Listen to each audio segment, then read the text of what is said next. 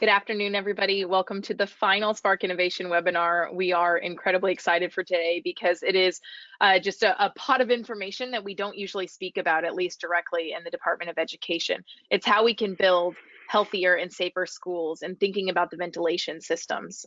We're really excited today to be joined by our colleagues from the Department of Public Health, Tom and Meg, and I'll hand it over to them in just a second. But as usual, a few quick housekeeping notes. I'm going to drop a link in the chat so that you can continue to revisit these resources as you finish putting together your plan. We have a few weeks left, and so we hope that you're able to, one, take some time to enjoy the summer and take care of yourselves, but then also work with your teams and come up with the really truly transformative ways in which we're reimagining our schools for our students through ARP ESSER. So again, that link will be in the chat for you, as well as this deck. It has such an incredible amount of information, so you can find it online or in the handout section here on GoToWebinar. And make sure you visit all the other resources we've had from the month, just to spark your innovation and to get you thinking about ways that you can really change the way that school looks for your students this year. I'm going to drop back into answering questions off the screen, but without further ado, I'm very excited to introduce you to our colleagues and the champions of building safer and healthier schools, Tom and Meg from the Department of Health. Thanks, Tanya. I'll introduce myself. I'll let Megan introduce herself. I'm Tom St. Louis. I'm an epidemiologist with the State Health Department. If you've been on Tuesday calls, you've undoubtedly heard me talk and talk from my basement here. So I am with the Environmental and Occupational Health Assessment group at DPH, and I'll let Meg introduce herself. Hi, everybody. I'm Meg Harvey. Also at the Department of Public Health in the Environmental Health section, Environmental and Occupational Health Assessment. I'm an epidemiologist as well, and work closely with Tom on school issues, although he's fortunately more in the spotlight than I am. Thanks, Meg. You're welcome. Next slide. You know, this is not new information to anybody. You know, we've talked a lot over the last school year and in anticipation of the upcoming school year about this suite of mitigation strategies that schools should be well aware of by now. What's missing from here is vaccination. I forgot to put that on this slide, but certainly the difference between last year and this year is that vaccination is available, and we certainly encourage everybody who's eligible to get vaccinated. But what we're here to talk about today is the strategy of improved ventilation in schools as a component of these strategies. Next slide. So, you know, when we talk about ventilation, we talk about this suite of mitigation strategies. We're really talking about a systems approach to maximizing health and safety in schools, not only for COVID, but you know, things that carry on beyond COVID. When hopefully COVID is gone pretty soon, some of these strategies we talk about for ventilation will certainly continue to benefit students and staff and those learning environments. So this systems approach, right, includes obviously vaccination, like I mentioned, but also masking, distancing to the extent it's available, isolating sick students, quarantining people as necessary, cleaning and disinfection are things that have been in use in schools as well. But certainly ventilation is also an important strategy, and maybe even more important this year, as the goal is to bring 100% of students back into schools full time. That's going to greatly increase the person density inside classrooms, and is going to make good ventilation even more important. You know, as we've said all along, and as I'm sure you all know, you know, good ventilation can reduce aerosols and the viral load inside a classroom and other areas of schools. Certainly good ventilation, there's plenty of studies that show it, the better the ventilation system, and the more available fresh air, the greater student and staff performance. And really the key here is to optimize the systems you already have in place in your schools to the extent you have them, and then making smart choices about improvements to those systems. Um, Things that'll be most effective, things that'll be most cost effective, really, and appropriate for schools. So again, benefiting not just us in this COVID-19 time, but also beyond for schools. Next slide. And I'm going to turn it over to Meg to talk about the next few slides. Okay, so we're going to dive in a little bit deeper, talking about ventilation as this one piece of what Tom just talked about as a whole system of different strategies to maximize health and safety in school environments. We're not quite talking yet about specific considerations about how to potentially invest money into improvements. We're still a little bit high level. So we're talking where we can identify 3 main overall goals that schools should be trying to achieve with school ventilation. We're going to talk a little bit more. Some of the subsequent slides will give specifics on what you can do to move you towards reaching these goals. But the first goal is really you want to have a pretty full and deep understanding of the design and the components of your building's mechanical systems. And this may be multiple systems. Sometimes buildings have more than one type of system going on in it. What the components are capable of and what their limitations are. The second goal is that you're going to be wanting to make adjustments that really optimize your system's capabilities in 3 areas: airflow, filtration, and fresh air intake. And we're going to be talking a little bit more about how you get there in the next few slides.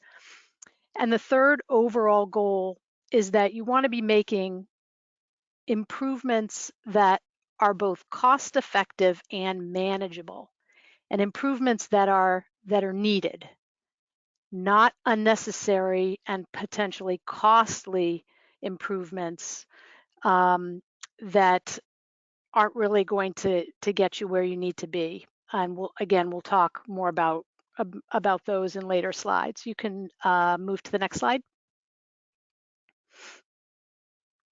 So the next couple of slides, again, this is not brand new advice or guidance.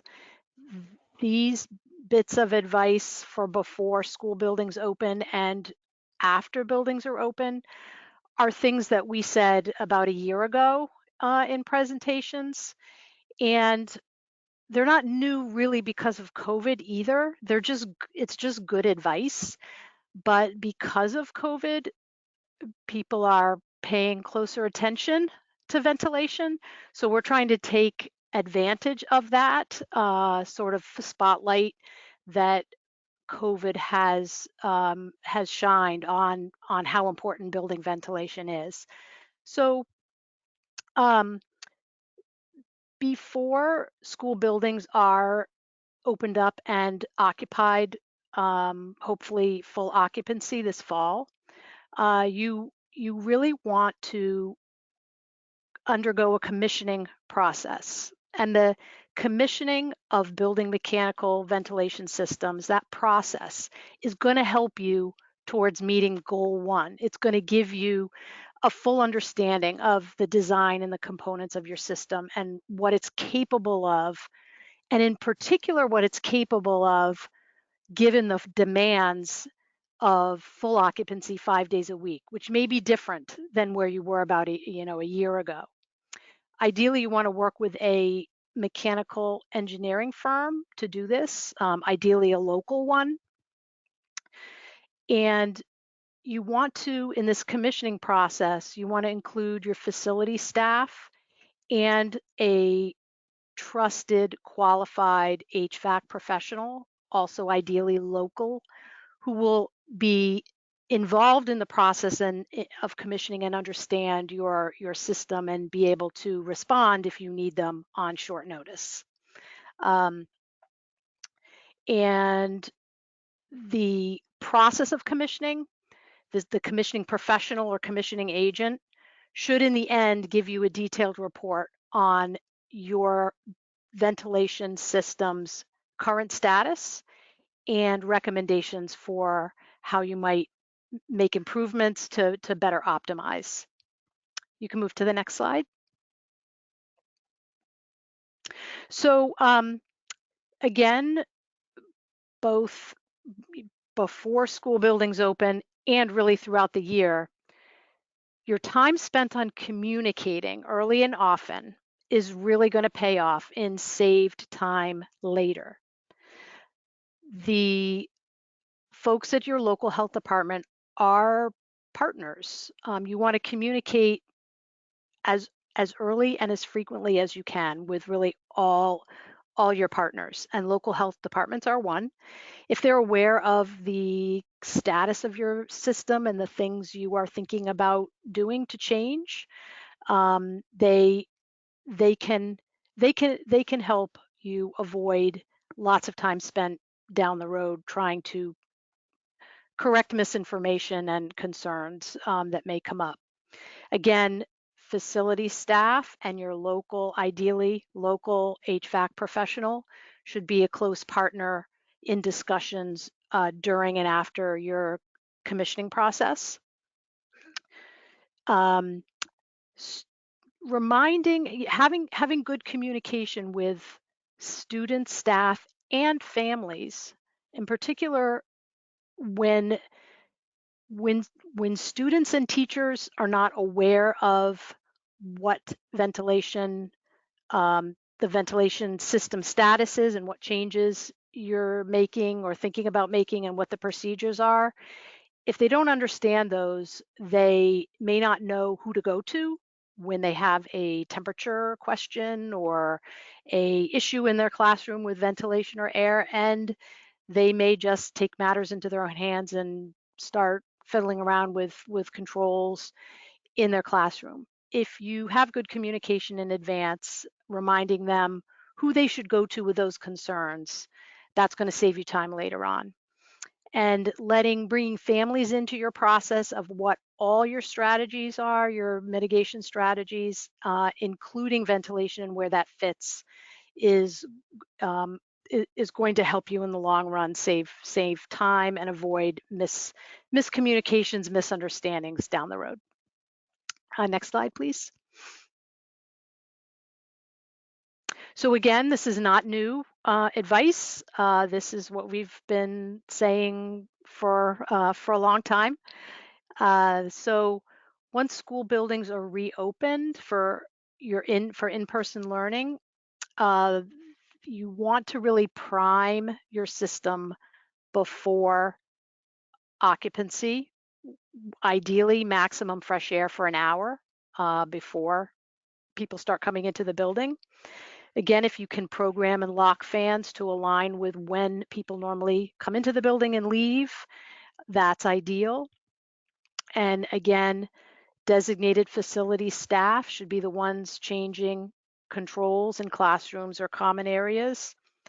Ventilation system running anytime the building is occupied, including continuous exhaust ventilation in bathrooms. And here again, communication being important. If your facility staff are looped in to your procedures and processes, then they will know when changes need to be made with the ventilation system turning on and turning off when there are events that are outside the normal school day, before or after things like performances in the evening or sporting events, so that the timing of the system's running can be adjusted accordingly. Next slide. So we're transitioning now into talking a little more specifically about if you've decided to invest some of the ARP funds on HVAC improvements. What are sort of the general big questions that you should be thinking about so that you can make decisions that are going to give you the best bang for your buck. Tom is going to be talking in more detail in the next few slides. But again, the commissioning process you go through is going to be telling you where your system is now and what the recommendations are from your commissioning professionals on where the recommendations are to optimize. The goal is ASHRAE standard 62.1. This goal may be totally achievable for some school buildings. For others, it may be a very distant goal, but that's okay. Think about improvements to your mechanical systems that you're considering. How much time do they require to implement, and do they require the building to be vacant? How much money do you have now to invest? It's important because upgrades literally can range from like no cost or low cost to millions of dollars. And equally important, how much money is available in your budget for maintenance in the future? Because a fancy new complicated system that you install now is not going to be very much use if 5 years from now you have nothing in your budget for repair and maintenance. So ask about 5-year maintenance costs, 10-year maintenance costs, budget that in, try to be pre-buy maintenance if you can, things like that. And that is a segue into next slide, which Tom is going to be talking some more specifics about decisions, money spending decisions. Yeah, thanks, Meg. Probably not as specific as people would like. And you know, as Meg indicated, ventilation systems are so different based on the age of your school, the town you live in, you know, whether you've had bonding for a new school, right? So there are some schools with no central mechanical components at all for ventilation, and there are schools that are newly built that have great ventilation systems. So you know, there really isn't an answer that's one size fits all. Spend 10,000 on this, spend 20,000 on that. You know, those are things that you know, really have to be decided in conversation with independent, qualified, trusted professionals, preferably local or at least regional professionals. And that's really the smartest way to invest a good portion of the money you have available, or at least make that investment first in contracts and relationships with these professionals who can assist you with the short-term improvements that you're going to be looking to make now if you're going to invest that money, and with longer-term maintenance and longer-term prevention, longer-term emergency services if you need those. Investing in those contracts and relationships now will definitely pay off in the longer term. Next slide. So how do you invest in these things, and what should these improvements focus on? And really, here are some of the things that we recommend that you discuss and focus on with these professionals that you'll be working with, and really probably in this order. So, you know, first and foremost, how do you increase the amount of fresh outdoor air being introduced into classrooms and other occupied spaces during the school day?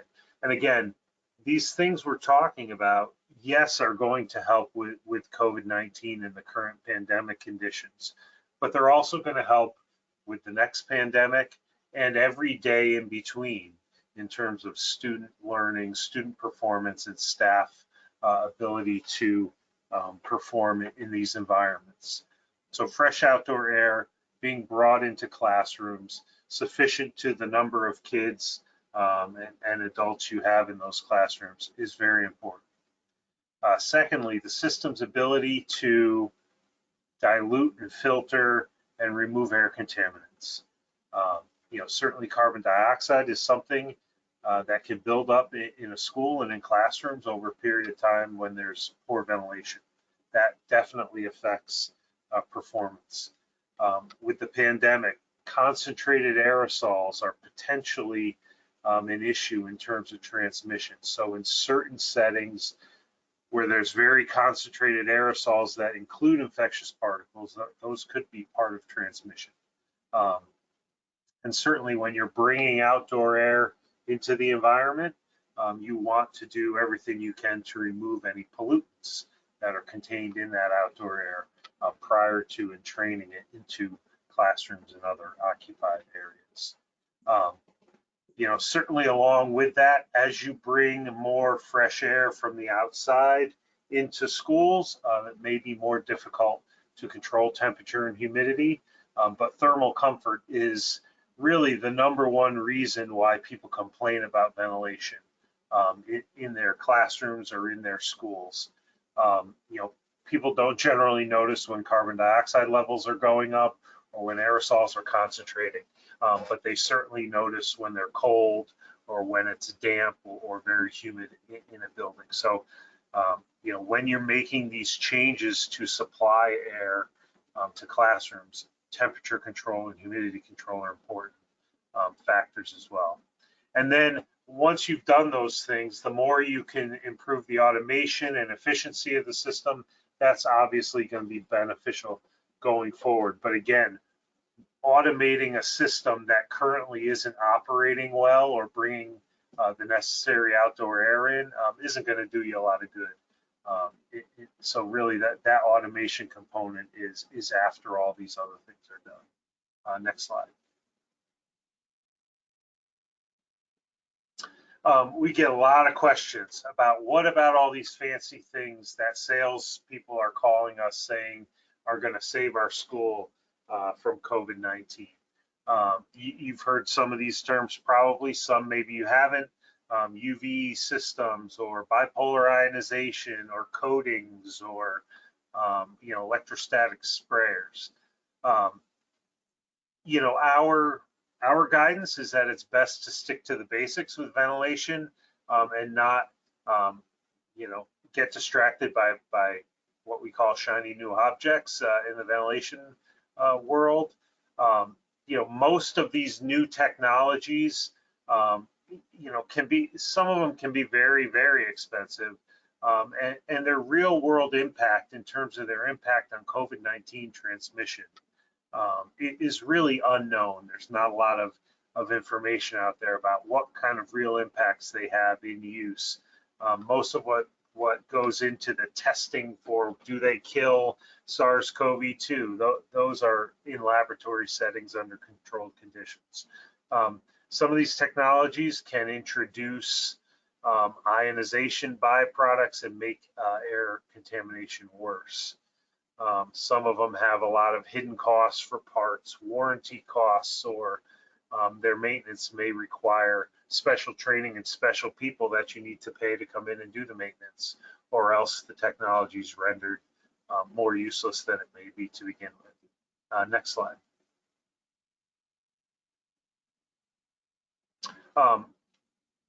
We're not requiring isolation rooms this year, but I know a lot of schools are still planning to use them, or at least use spaces within the nurse's office or different sections as isolation space. Obviously, those systems should run continuously if there are going to be 6 students in there, not only for COVID-19, but for any other illness you don't want ripping through your school building, your school community. You know, consider locating those isolation rooms in the same branch as the nurse's office. You know, consider adding window fans or other ways to exhaust air out of the room, you know, and create that negative pressure so that you're drawing air from clean areas into these areas with infected people. And if you want to put HEPA filters in these areas, as an additional strategy, that's perfectly fine, but avoid units with additional things like ionization or ozone generation, UV light, or other things like that. Make sure those units are the correct size for the room and locate them appropriately so that there's the greatest efficiency within those particular spaces. Next slide. And non-central components I know are used in a lot of schools. So at a minimum, opening windows can allow a lot of fresh air into a classroom. So if you have no central mechanical components and you can open classroom windows, that certainly helps. Putting window fans in those windows that blow out and exhaust the air out can also help to entrain air slowly from other areas into the classroom and really change over that air pretty efficiently. Window AC units are perfectly acceptable, but they should really be set on a low setting and not be blowing across anybody's breathing zone, just like standalone fans or ceiling fans that really should draw air up and not blow air down across somebody's breathing zone and onto somebody else.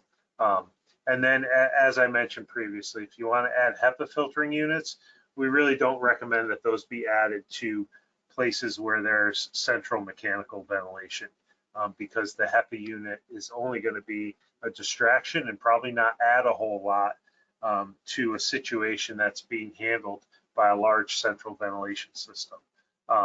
So really, think twice before you want to add HEPA units in every classroom. People will always ask for them, but you really want to think about how you're going to not only pay for that, but maintain those units and whether they're really necessary in all those spaces. Next slide. And then, finally, again, it's really important to remember that ventilation is really just one part of an entire system of strategies, including vaccination, face coverings, all those other things that help to prevent COVID-19 transmission in schools. And the final message that we've been saying all along is that we're not going to ventilate our way out of the COVID-19 pandemic. If compliance with other mitigation strategies in the school is poor, then there's not much a ventilation system can do to offset increased risk. So really, including ventilation in a suite of mitigation strategies, layered strategies, is really important in schools. Next slide. And just thanks to everyone, facilities staff, administrators, teachers, other staff, and students for all you do to try to make school environments healthy and safe. Incredible. Thank you both so much for that really, really helpful presentation. And there were a few things that you said that really stuck out to me that are very deeply aligned with what we're trying to do with ARP ESSER across the state. The first of which saying that this is just one step of the process, and to create a really comprehensive plan that not only helps us today, sort of that that antibiotic approach that we talk about solving the problems with COVID, but also the vaccine that's going to help for many, many years. What a great opportunity we have with this federal funding to make a change for today and many years in the future. So thank you for also pointing us to avoiding that cliff and thinking about the maintenance costs and things like that. I'm feeling very, very hopeful and excited to see in 5-10 years times when people look at Connecticut and how ARP ESSER was used, and are just so proud that we not only avoided the cliff, but we sort of set up a launch pad or a landing pad for many years of safe and healthy school buildings and really robust offerings for our students. So thank you both incredibly much for being a part of the Spark Innovation series. And a big thank you to all of you for spending a big chunk of your summer with us. We are so grateful for your time, and we are incredibly grateful for the time and energy that you've put into serving your communities, your students, your staff, and putting together these very comprehensive plans. We've already read some of them. They're amazing, and we look forward to reading the rest in just a few days or a few weeks at this point. The last thing I just want to share with you all is a reminder that we talked about on Tuesday is an incredible free professional development opportunity that we're offering from the State Department of Education. It's for anybody in your leadership team. I think it'll be great for your CFOs or your business managers, but it's a free training that's going to help them really figure out how do we sustainably use this large pot of money that we've come across with the federal relief funds. But with that, we are exactly at time. Thank you all again so very much for being a part of the first round of Spark Innovation. Tom, Meg, on behalf of everyone from the Department of Ed, we thank you so much for your continued partnership. This year would not be possible without you and your team. So thank you for being with us today. And everyone else, we will hopefully see you next round when we do Spark Innovation later in the fall. Thank you so much.